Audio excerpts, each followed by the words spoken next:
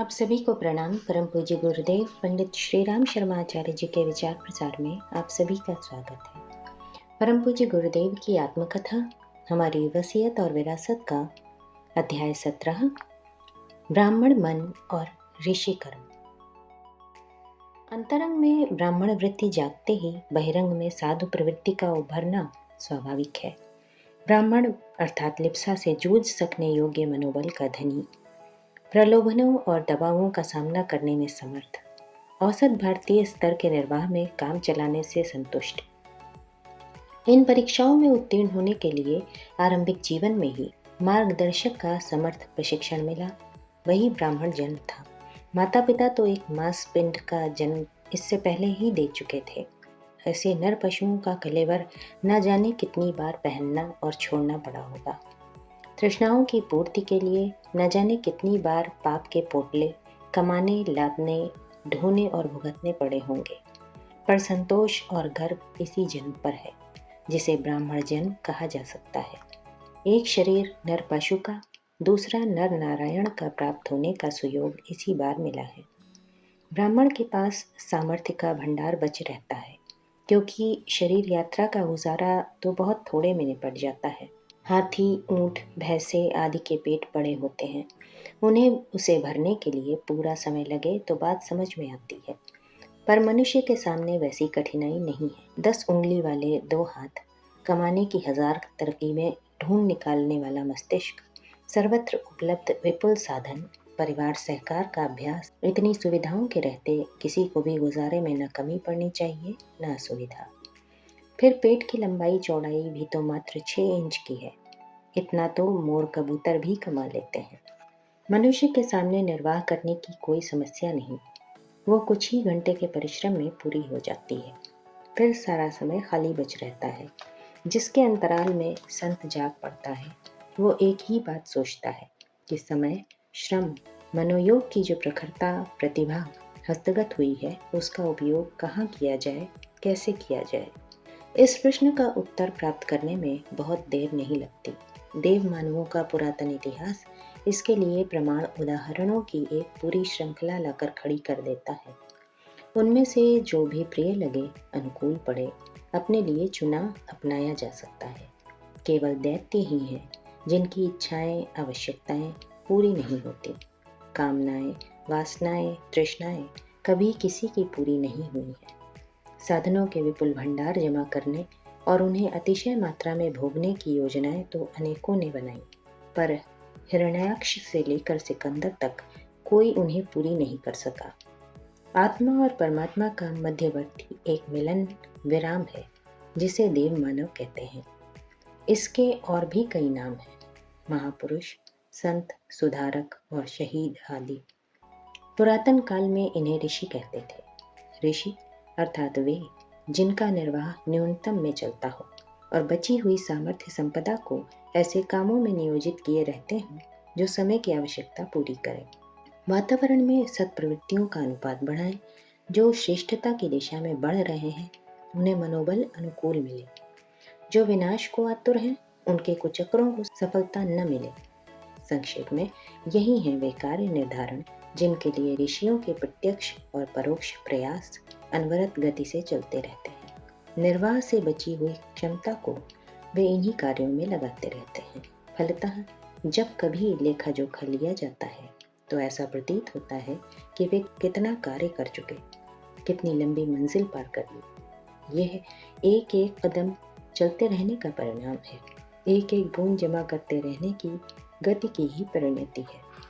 अपनी समझ में वो भक्ति नहीं आई जिसमें मात्र भावोन्माद ही हो, आचरण की दृष्टि से सब कुछ क्षम्य हो।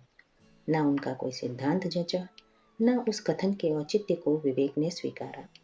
अतएव जब जब भक्ति उमगती रही, ऋषियों का मार्ग ही अनुकरण के योग्य जचा और जो समय हाथ में था उसे पूरी तरह ऋषि परंपरा में खपा देने का प्रयत्न चलता रहा। पीछे मुड़कर देखते हैं कि अनवरत प्रयत्न करते रहने वाले कण कण करके मनो जोड़ लेते हैं। चिड़िया तिनका तिनका बीन कर अच्छा खासा घोंसला बना लेती है। अपना भी कुछ ऐसा ही सुयोग्य सौभाग्य है कि ऋषि परंपरा का अनुकरण करने के लिए कुछ कदम बढ़ाए तो उनकी परिणति ऐसी हुई कि जिसे समझदार व्यक्ति शानदार कहते हैं। अपने समय के विभिन्न ऋषिगणों ने अपने हिस्से के काम संभाले और पूरे किए थे।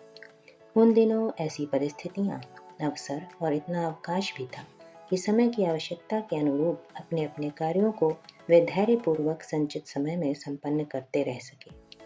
पर अब तो आपत्ति काल है।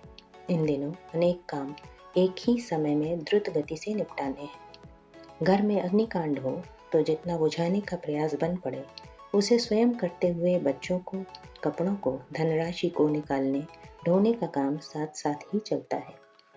हमें ऐसे ही आपत्तिकाल का सामना करना पड़ा है और ऋषियों द्वारा हमारी हिमालय यात्रा में सौंपे गए कार्यों में से प्रायः प्रत्येक को एक ही समय में बहुमुखी जीवन जीकर संभालना पड़ा है। इसके लिए प्रेरणा, दिशा और सहायता हमारे समर्थ मार्गदर्शक की मिली है और शरीर जो कुछ भी हम कर सकते थे उसे पूरी तरह तत्परता और तन्मयता के साथ संपन्न किया है। उसमें पूरी ईमानदारी का समावेश किया है। फलतः वे सभी कार्य इस प्रकार संपन्न होते चले हैं मानो वे किए हुए ही रखे हों। कृष्ण का रथ चलाना और अर्जुन का गांडीव उठाना पुरातन इतिहास होते हुए भी हमें अपने संदर्भ में चरितार्थ होते दिखता रहा है। युग परिवर्तन जैसा महान कार्य होता तो भगवान की इच्छा, योजना और क्षमता के आधार पर ही है, पर उसका श्रेय वे ऋषिकल्प जीवन मुक्त आत्माओं को देते रहते हैं। यही उनकी साधना का, पात्रता का सर्वोत्तम उपहार है। हमें भी इस प्रकार का श्रेय उपहार देने की भूमिका बनी और हम कृतकृत्य हो गए। हमें सुदूर भविष्य की झांकी अभी से दिखाई पड़ती है। इसी कारण हमें ये लिख सकने में संकोच रंच मात्र भी नहीं होता। अब पुरातन काल के ऋषियों में से किसी का भी स्थूल शरीर नहीं है। उनकी चेतना निर्धारित स्थानों में मौजूद है। सभी से हमारा परिचय कराया गया और कहा गया कि इन्हीं पद चिन्हों पर चलना है, इन्हीं की कार्य पद्धति अपनानी। देवात्मा हिमालय के प्रतीक स्वरूप शांति कुंज हरिद्वार में एक आश्रम बनाना और ऋषि परंपरा को इस प्रकार कार्यान्वित करना है जिससे युग परिवर्तन की प्रक्रिया का गति चक्र सुव्यवस्थित रूप से चल पड़े। जिन ऋषियों तपःपूत मानवों ने कभी हिमालय में रहकर विभिन्न कार्य किए थे, उनका स्मरण हमें मार्गदर्शक सत्ता ने तीसरी यात्रा में बार बार दिलाया था। इनमें थे भगीरथ, गंगोत्री, परशुराम, यमुनोत्री, चरक, केदारनाथ, व्यास, बद्रीनाथ, याज्ञवल्क्य, त्रियुगी नारायण, नारद, गुप्त काशी, आद्य शंकराचार्य, ज्योतिर्मठ, जमदग्नि, उत्तरकाशी, पतंजलि, रुद्रप्रयाग, पिप्पलाद, सूत शौनिक, लक्ष्मण, भरत एवं शत्रुघ्न, ऋषिकेश, दक्ष प्रजापति, कणादि एवं विश्वामित्र सहित सप्त ऋषिगण हरिद्वार। इसके अतिरिक्त चैतन्य महाप्रभु, संत ज्ञानेश्वर एवं तुलसीदास जी के कर्तव्यों की झांकी दिखाकर भगवान बुद्ध के परिव्राजक धर्मचक्र प्रवर्तन अभियान को युगानुकूल परिस्थितियों में संगीत, संकीर्तन, प्रज्ञा पुराण कथा के माध्यम से देश विदेश में फैलाने एवं प्रज्ञावतार द्वारा बुद्धावतार का उत्तरार्ध पूरा किए जाने का भी निर्देश था। समर्थ रामदास के रूप में जन्म लेकर जिस प्रकार व्यायामशालाओं, महावीर मंदिरों की स्थापना 16वीं सदी में हमसे कराई गई थी, उसी को नूतन अभिनव रूप में प्रज्ञा संस्थानों, प्रज्ञापीठों, चरण पीठों, ज्ञान मंदिर, स्वाध्याय मंडलों द्वारा संपन्न किए जाने के संकेत मार्गदर्शक द्वारा हिमालय प्रवास में ही दे दिए गए थे। देवात्मा हिमालय का प्रतीक प्रतिनिधि शांतिकुंज को बना देने का जो निर्देश मिला, वो कार्य साधारण नहीं, श्रम एवं धन साध्य था, सहयोगियों की सहायता पर निर्भर भी। इसके अतिरिक्त अध्यात्म के उस ध्रुव केंद्र में सूक्ष्म शरीर से निवास करने वाले ऋषियों की आत्मा का आवाहन करके प्राण प्रतिष्ठा का संयोग भी बिठाना था। ये सभी कार्य ऐसे हैं जिन्हें देवालय परंपरा में अद्भुत एवं अनुपम कहा जा सकता है। देवताओं के मंदिर अनेक जगह बने हैं, वे भिन्न भिन्न भी हैं।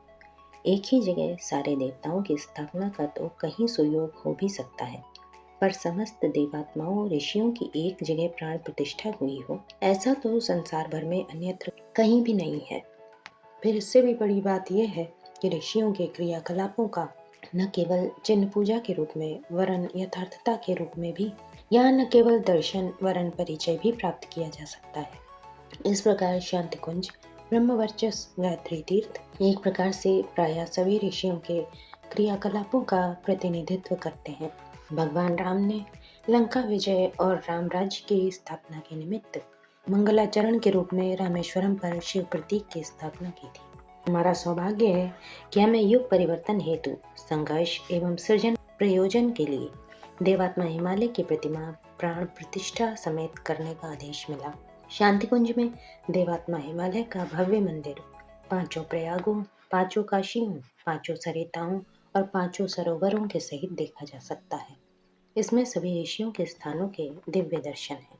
इसे अपने ढंग का अद्भुत एवं अनुपम देवालय कहा जा सकता है। जिसने हिमालय के उन दुर्गम क्षेत्रों के दर्शन न किए हों, वे इस लघु संस्करण के दर्शन से ही वही लाभ प्राप्त कर सकते हैं। जमदग्नि पुत्र परशुराम के परसे ने अनेक उद्धत उच्छृंखलों के सिर काटे थे। यह वर्णन अलंकारिक भी हो सकता है। उन्होंने यमुनोत्री में तपश्चर्या कर प्रखरता की साधना की एवं सृजनात्मक क्रांति का मोर्चा संभाला।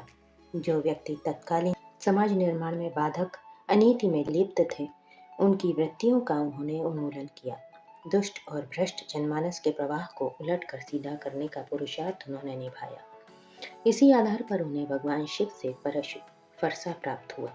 उत्तरार्ध में उन्होंने फरसा फेंक कर फावड़ा थामा एवं स्थूल दृष्टि से वृक्षारोपण एवं सूक्ष्मता रचनात्मक सत्प्रवृत्तियों का बीजारोपण किया। शांतिकुंज से चलने वाली लेखनी ने, वाणी ने उसी परशु की भूमिका निभाई एवं असंख्यों की मान्यताओं, भावनाएं, विचारणाओं एवं गतिविधियों में आमूल चूल परिवर्तन कर दिया है। भगीरथ ने जल दुर्भिक्ष के निवारण हेतु कठोर तप करके स्वर्ग से गंगा को धरती पर लाने में सफलता प्राप्त की थी। भगीरथ शिला गंगोत्री के समीपस्थ है। गंगा उन्हीं के तप पुरुषार्थ से अवतरित हुई, इसीलिए भगीरथी कहलाई।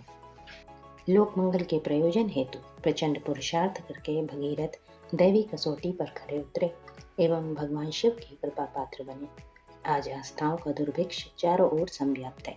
इसे दिव्य ज्ञान की धारा गंगा से ही मिटाया जा सकता है। बौद्धिक और भावनात्मक आकार निवारणार्थ शांति कुंज से ज्ञान गंगा का जो अविरल प्रवाह बहा है, उससे आशा बंधती है कि दुर्भिक्ष मिटेगा, सद्भावना का विस्तार चारों ओर होगा। चरक ऋषि ने केदारनाथ क्षेत्र के दुर्गम क्षेत्रों में वनौषधियों की खोज करके रोगग्रस्तों को निरोग करने वाली संजीवनी खोज निकाली थी।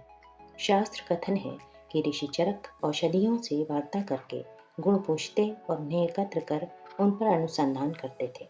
जीवनी शक्ति संवर्धन, मनोविकार शमन एवं व्यवहारिक गुण कर्म स्वभाव में परिवर्तन करने वाले गुण रखने वाली अनेक औषधियाँ इसी अनुसंधान की देन है।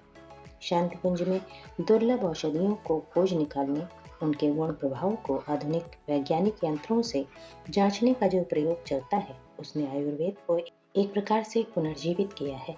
सही औषधि के एकाकी प्रयोग से कैसे निरोग रहकर दीर्घायुष्य बना जा सकता है, ये अनुसंधान इस ऋषि परंपरा के पुनर्जीवन हेतु किए जा रहे प्रयासों की एक कड़ी है। इसी के साथ अध्याय 17 ब्राह्मण मन और ऋषि कर्म का ये प्रथम भाग यहीं समाप्त होता है। आप सभी को अपना बहुमूल्य समय देने के लिए हृदय से आभार एवं अनगिनत धन्यवाद। सादर प्रणाम।